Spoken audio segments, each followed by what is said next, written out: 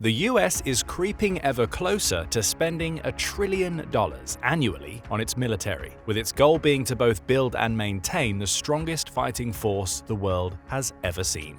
And that goal may be more important now than it's been for the last 2 decades. With China rapidly modernizing its military, spending record amounts in the process, Russia showing increased aggression highlighted by its invasion of Ukraine, and turmoil in the Middle East, the US needs to be ready for anything. It needs to be strong. Which brings us to the question that we'll answer in this video: just how powerful is the US military in 2024? To get some of our answers, we'll turn to global firepower, or GFP. Each year, GFP compiles rankings of 145 military nations, assigning each with what it calls a power index score. The goal with this score is to get as low as possible, with a power index of 0.0000 being considered the perfect military. GFP says the US is closer to achieving this score than any other nation, hitting a rating of 0.0699 for 2024. What does that mean in practice? We'll start with manpower. The United States has a population of just over 340 million people, according to GFP. That places it third in the world, with only China and India, both of which have populations of more than 1 billion, beating it. That population translates to 123,977,768 people who GFP claims are fit for service, with a further 4.4 million reaching military age every year. In short, the United States has millions of people who could serve as part of its military, even if they don't currently. Granted, it falls behind a couple of countries in terms of sheer manpower. However, the US is also a country that is unafraid to introduce a draft. It did so for over 30 years during the 20th century, with the draft accounting for many of its soldiers who served in World War II, the Korean War, and Vietnam. Of course, the draft is no longer in place. The US Armed Forces moved to a voluntary system in 1973, and it hasn't drafted a soldier since. However, in a hypothetical situation in which the US needs an army larger than the one it has now, it has over 120 million people on whom it can call, as well as a history of using drafts to bolster its numbers in times of need. But let's move away from hypotheticals for a moment. As mentioned, the US military has been voluntary for over 50 years, and it's amassed a large fighting force. GFP says there are currently 2.127 million US military personnel, of whom 1.328 million are actively serving. Again, that places the US third in the world, with only India's 1.455 million active members and China's 2.035 million surpassing it. The US bolsters these numbers with 799,500 reservists, the 10th highest stock of reserve troops in the world, though it has no paramilitary forces. These are militarized organizations, such as mercenary groups, that are often aligned with an official military's goal but work outside of its restrictions. So the US doesn't have the largest military in the world in terms of sheer manpower. However, there's an aspect of manpower that hasn't been mentioned yet: equipping soldiers. In 2021, the Military Times reported that the United States spends an average of $136,000 per active duty service member annually. That cost includes the members' wages, as well as the equipment they receive and the costs related to deploying them. Housing stipends and medical benefits are also incorporated into that figure, showcasing that the United States is among the best in the world in terms of providing its soldiers with the best possible conditions in which to train and fight. Contrast this with a nation like China or Russia. American Enterprise Institute, or AEI, reports that an entry-level soldier in China's People's Liberation Army receives just $108 per month. That's about a 16th of the $1,900 their American counterparts receive.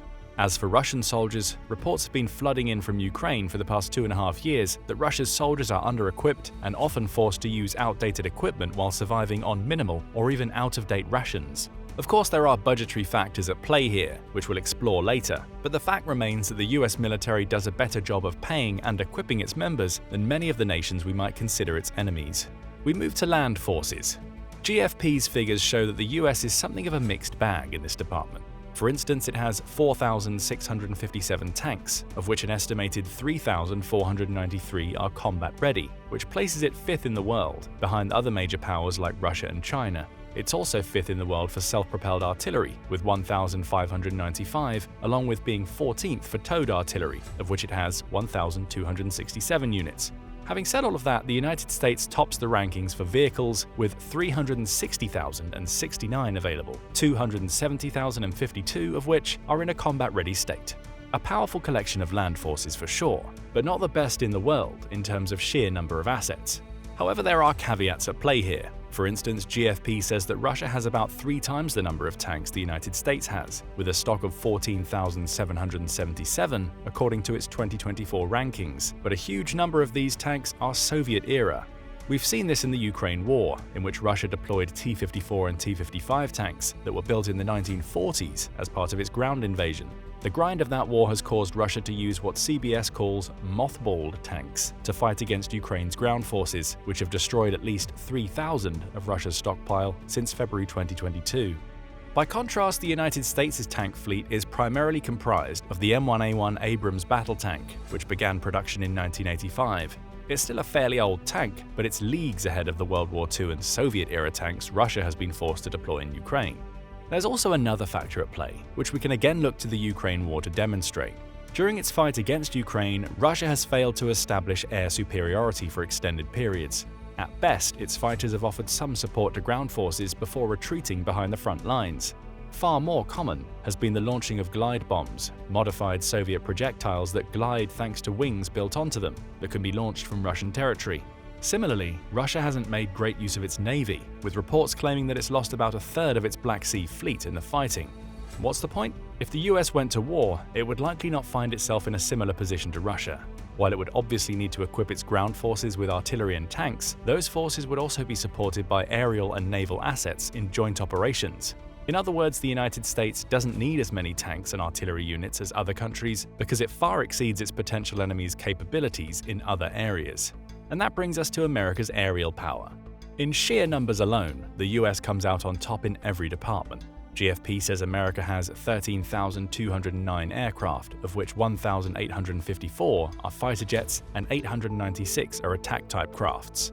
It's top of the rankings in all 3 areas. The US also has more fixed-wing transports than any other country with 957, as well as 695 special mission craft, 5,737 helicopters, and 1,000 attack helicopters. Again, it's top in all of those categories. It's also worth mentioning America's 606 tanker aircraft, which are used to refuel planes while they're still in the sky. The United States deploys the KC-46A tanker, which its manufacturer Boeing claims is the only tanker to meet the stringent requirements created by both the Federal Aviation Administration and the US Air Force. It's capable of carrying 212,000 pounds of fuel, allowing it to refuel practically any other aircraft, and it's interoperable, meaning that it can refuel not only American aircraft, but the craft used by many of its allies. Why do these tankers matter? In a word, range. With the capability to refuel in the sky comes the ability to keep planes in the air for longer. We can look to the Indo-Pacific for an example of why this is important. Over the last several years, China has been building man-made islands in the South China Sea, which it is militarizing and will likely use as refueling points for its planes should war break out in the region. Such a war would likely involve Taiwan, with the odds being high that the US would arrive to defend the island. The US Navy would likely send aircraft carriers, with the US also making use of its bases in Japan, South Korea, and Australia in the fighting. The key here is that China's aircraft would have to make regular stops, either in the Chinese mainland or on one of the man-made islands in the South China Sea to refuel. That's not the case for US aircraft. They could refuel in the sky as needed thanks to America's tanker fleet, allowing them to penetrate deeper into enemy territory while outlasting their Chinese equivalents in direct battles. The US military knows this, and it understands that its potential enemies don't have the same refueling capabilities. After all, China only has 10 tankers, with Russia being slightly better with 19. Both are massively behind America's capabilities here, with aerial refueling likely being a key weapon in any conflict between the US and these two countries. It's also worth noting that America's aerial fleet isn't solely concentrated in the US Air Force.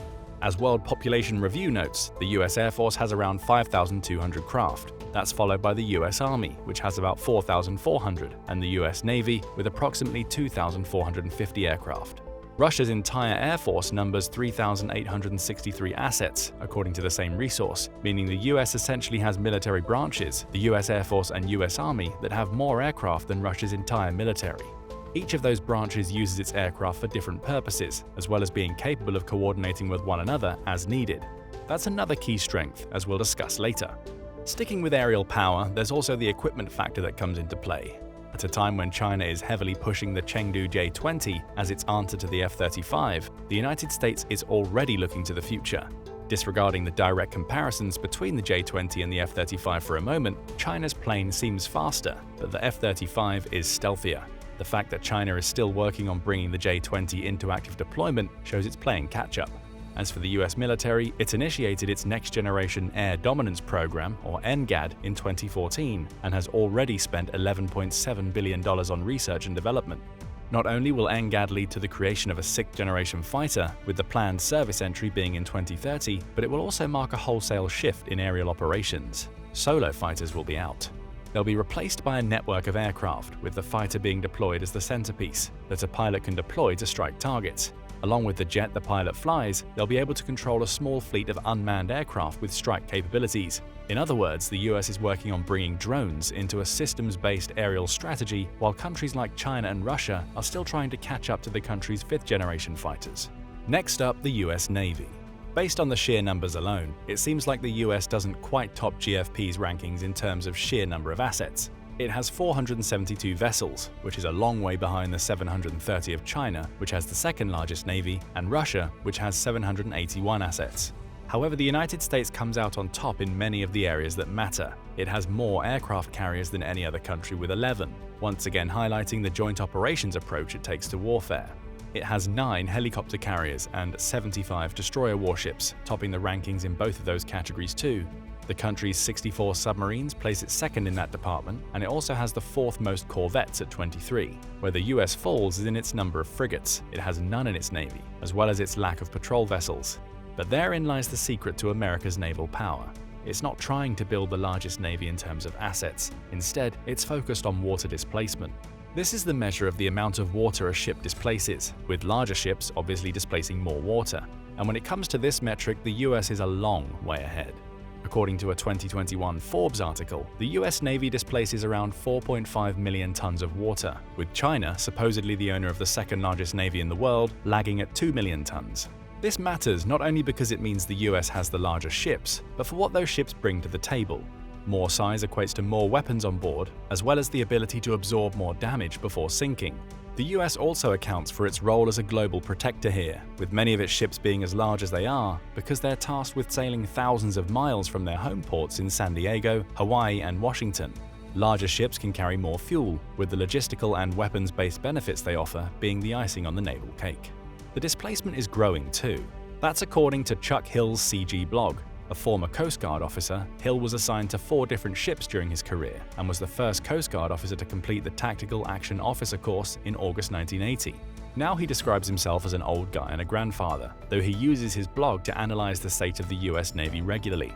He says that the US Navy decommissioned several vessels in 2023, including 4 cruisers, 4 littoral combat ships, or LCSs, 5 patrol vessels, and a pair of nuclear-powered attack submarines, or SSNs. However, that decommissioning was balanced by the US introducing a trio of new destroyers, 5 new LCS, a new SSN, and a replenishment ship. All told, it added 55,658 tons to its total displacement. While that was behind Russia and China, who added 211,333 and 93,567 tons respectively, it still shows that the US Navy's displacement is growing, so it stays ahead of the rest of the world. In simple terms, the US Navy may not have the most ships, but it has the largest and most powerful. It also has the most versatile navy, thanks to its aircraft and helicopter carriers. When combined, Russia and China only have 4 of these carriers, about a third of what the US has, with America's focus on these larger ships being emblematic of the combined approach it takes to naval warfare. If a country has to fight the US at sea, it not only has to face massive ships, but also the many fighters and helicopters that can launch from those ships. And even if the opponent can bring its own air force into the fight, the US still has an advantage thanks to its tankers offering its aircraft more range. And that's without even mentioning the US Marine Corps, which has 174,557 active duty members, along with 39,599 reserves as of the end of 2023. The Marines are the US Navy's land force service branch and are responsible for both amphibious and expeditionary operations, as well as being some of the fastest responders to developing crises. In other words, the US Navy is far from being just a collection of ships. It combines having what essentially amounts to its own air force with one of the most well-trained land forces on the planet to be a formidable foe. So the US military is in a very strong position. It's third in sheer manpower, rules the roost when it comes to its air force, and likely has the strongest navy on the planet. Plus, it's well drilled in joint operations, with each of its major branches having elements of the others, such as the US Army and US Navy each having aerial assets that showcase America's approach to joint warfare in operations. However, there's an aspect of US military strength that often goes underestimated, but may actually be the key to its achieving victory: logistics. Starting with assets, so much of what the US military maintains is designed to help it set up its bases and keep them supplied as quickly as possible. It has 957 fixed-wing transports, because those planes can get troops and equipment on the ground practically anywhere, while giving the US more options beyond coastal invasions. That's not to say it neglects naval transport. The US has 14 Expeditionary Fast Transports, or TEPFs, which are shallow draft ships capable of transporting troops and equipment into or out of locations as needed. Each has a flight deck that can land a CH-53 helicopter, as well as a stern ramp for vehicle access and enough room to seat 312 passengers. And its ability to hit an average speed of 35 knots makes it one of the fastest naval transports around. Add all of this to 360,000 vehicles the US military maintains, and you get a fighting force that's extremely capable of moving people and equipment around the world as needed. But that's not all. The US maintains its logistical advantage by building and maintaining military bases all over the world. According to Al Jazeera, the United States maintains around 750 overseas bases spread across at least 80 countries. These bases range from small lily pads, which are smaller than 10 acres and have a total value of $10 million or less. Lily pads account for 40% of the 750 bases, with their main goals usually being to enhance cooperative security and give the US access to forward operating sites from which it can launch missions. The other 60% are large bases, which usually host at least 200 US military personnel, along with equipment these soldiers can use as and when needed. Through these bases, the US achieves almost global coverage. For instance, it has 120 bases in Japan, housing over 53,000 troops, along with 73 bases in South Korea and 7 in Australia, that collectively contain around 27,500 troops. That gives the US vital coverage in the Indo-Pacific, with the personnel at those bases likely being the first to respond to Chinese military activity. As for the Middle East, the US has 10 bases in Kuwait, another 10 in Saudi Arabia, and around 2,500 troops stationed in Iraq. Again, the purpose is the same: ensuring that it can deploy troops anywhere, while having bases set up to keep both those troops and any that arrive later supplied during military operations. These bases are also part of America's collective defense approach to its military, which brings us to NATO and the various military partnerships the US has. As a NATO member, the US is supported by another 31 countries, most based in Europe, that are obligated to come to its defense should an attack occur on American soil. That's due to Article 5 of the NATO Charter, which says that an attack on one NATO member is considered an attack on all of them. Through that membership, the US has the opportunity to bolster its ranks with help from countries like the United Kingdom, which is global firepower's 6th-ranked military, and the 11th-placed France. America's NATO partnerships also make it easier for the country to set up military bases in Europe, ideal for reacting to an ever more aggressive Russia should the time call for it. US cooperation goes more granular than its membership in this large defense network. It also sets up partnerships that see it collaborate with other countries on coordinating defensive strategy and running military drills. The trilateral cooperation pact it has with Japan and South Korea is a good example. All three have committed to working together within the Indo-Pacific to make the world safer and the three countries stronger, according to the Department of Defense. Of course, reading between the lines, it's clear the partnership exists primarily so that the US can keep an eye on China. Similarly, the US has another three-country agreement involving Australia and the United Kingdom, often called AUKUS. This agreement was signed in September 2021 and is focused on helping to provide Australia with a fleet of nuclear-powered submarines by the 2040s. The US obviously benefits from getting yet another partner in the Indo-Pacific region, as well as from strengthening its relationship with the United Kingdom. The point here is that when determining US military strength, you can't simply look at the US alone. Yes, it already has one of the world's strongest militaries, but it bolsters that strength by allying itself with as many countries as possible. That focus on alliances is why it has so many overseas bases, which strengthen its logistical operations, allowing it to closely surveil other countries and provide it with launching points for operations. Being a member of NATO means the US benefits from and contributes to an organization that creates deterrence through collective defense. If the US is invaded, it can trigger Article 5 and have 31 countries ready to come to its defense. Then there are the small defensive pacts it's signed with other countries. All give it more eyes and ears around the world, while allowing the US to strengthen its military with the support of others. So where does this leave the United States in terms of its military? While there's no denying that the US is strong, perhaps even as strong as it's ever been during the voluntary military era, there are a handful of issues that could diminish its strength. Key among those is budget. You may remember earlier in the video that we mentioned the US defense budget of $841.4 billion. We also touched on how much more the US spends on the average soldier than China. Both of these things are beneficial to the US when it comes to building its military strength, though there's also a hidden issue with that budget that could compromise the country. It's not getting as much for its money as many of its potential enemies. Take China as an example. In 2024, China announced it would increase its defense budget by 7.2%, meaning it will reach $231.6 billion and keep the country in second place in terms of global military spenders. On the surface, that should mean that China isn't able to strengthen as much as the US in 2024. However, AEI notes that China is likely spending far less on equipment than the United States. That's if China's economy is measured using purchasing power parity, or PPP. The International Monetary Fund says this is the rate at which the currency of one country would have to be converted into that of another country to buy the same amount of goods and services in each country. In practice, accounting for PPP means that China can spend less on its soldiers not because it's skimping out on equipping them, but because the equipment it provides simply costs less than equivalent equipment in the United States. In short, China gets more bang for its military buck. The fact that the United States buys all of its military equipment from private companies plays into this. While many may joke that the US will always go to the lowest bidder, that doesn't change the fact that the US military doesn't directly control the manufacturing of the equipment it uses. So its budget has to rise to reflect the prices its private contractors demand, a potential issue when countries like China and Russia have state-owned military manufacturing. The US military also has another problem to confront: recruitment. For as large as the US military is, the number of active duty members has declined over the last 3 decades. USA facts say that manpower is down by 39% from the levels it was at in 1987. While this is partially due to the US trimming where needed and becoming more efficient, it's also indicative of a recruitment issue that could threaten the voluntary nature of the country's armed forces in the future.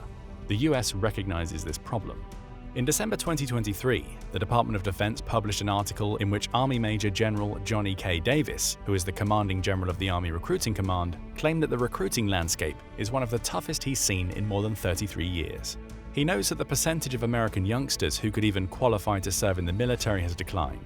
Couple that with a strong economy leading to low unemployment and less chance to recruit those who simply need a job, and you have a key challenge the US must confront. It's attempting to do so. In 2024, the US military has set itself a target of recruiting 55,000 active duty soldiers, along with a further 60,000 for its reserves. That target may be out of reach, however. After all, as Pulitzer Prize-winning journalist Walter Pincus revealed in a May 2024 article published in the Cipher Brief, the US failed to meet its recruitment targets in 2023. It was the first time that had happened in 24 years. The US military is shrinking. Whether the top brass manages to reverse that trend is yet to be seen.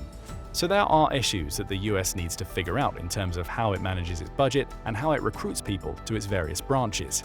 However, that doesn't change the fact that the country still has the world's most powerful military. Global firepower certainly seems to think so, noting that the US has a dominating air force and is near the top of the pile when it comes to manpower, even with its recruiting issues. Its navy, though not the largest in terms of assets, displaces the most amount of water, and it has alliances with dozens of other countries that have allowed the US to build bases all over the world. The last point is crucial. It allows the US to maintain an unrivaled logistical network that ensures its soldiers are well stocked and capable of fighting anywhere. But now we want to hear your opinions. Is there any aspect of America's military strength that we've missed or that you believe should be covered? Will the US be able to maintain the strength it has in 2024 to the point where it remains the country with the strongest military? Or will the likes of China or Russia manage to catch up in the coming years?